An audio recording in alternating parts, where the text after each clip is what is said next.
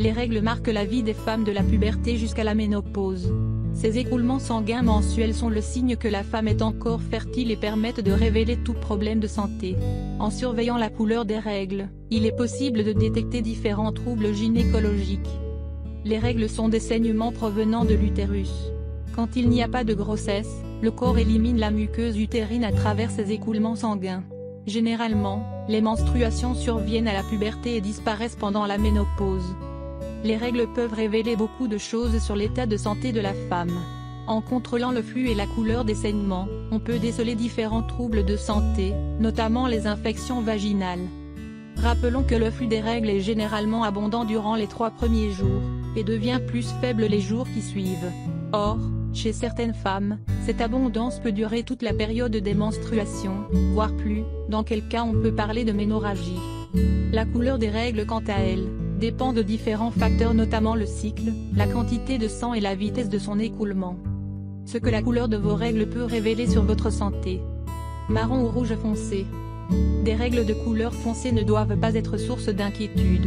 En effet, elles sont tout simplement le signe d'un faible flux et surviennent généralement vers la fin des règles.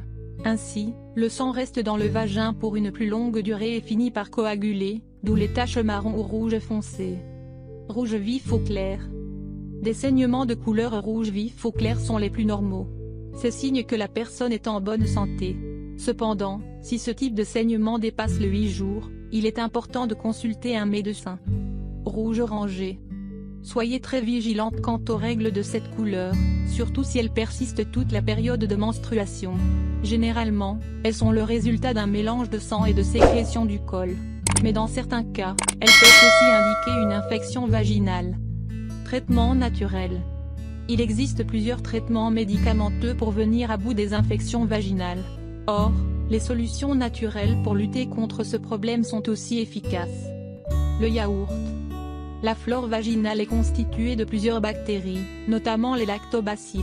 Il s'agit de bonnes bactéries qui ont pour rôle d'assurer la protection du vagin contre les bactéries pathogènes qui peuvent entraîner plusieurs infections.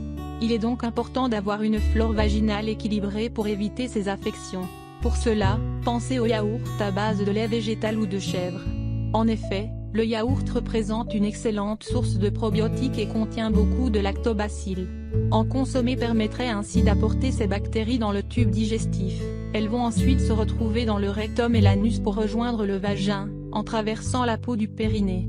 De cette façon, elles vont restaurer l'équilibre de la flore vaginale et la protéger.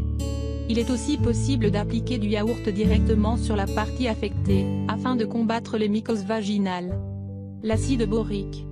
Selon différents essais cliniques, l'acide borique sous forme de capsule vaginale peut être efficace pour lutter contre les infections vaginales, notamment, les vaginites à levure. Ce principe possède des propriétés antifongiques et désinfectantes qui peuvent aider à traiter cette affection gynécologique.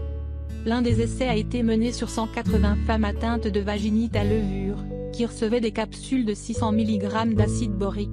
Selon les résultats, cette substance a assuré un taux de guérison de 92%. Attention, l'acide borique peut causer une sensation de brûlure ou des irritations et il est fortement déconseillé aux femmes enceintes. L'ail.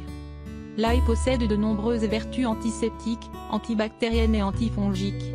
Des propriétés qui en font un ingrédient efficace pour traiter les mycoses vaginales causées par des champignons microscopiques, Candida albicans, surtout durant ses premiers stades. Il est possible d'utiliser l'ail de 2 façons. En le consommant de façon régulière et de préférence crue, pour bénéficier de tous ses bienfaits. En l'utilisant comme un ovule vaginal. Pour cela, placez une gousse d'ail pelée et accrochez-y un fil en la trouant avec une aiguille, comme pour créer un tampon.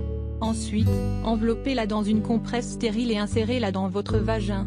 Laissez-la y agir toute une nuit, puis retirez-le le lendemain.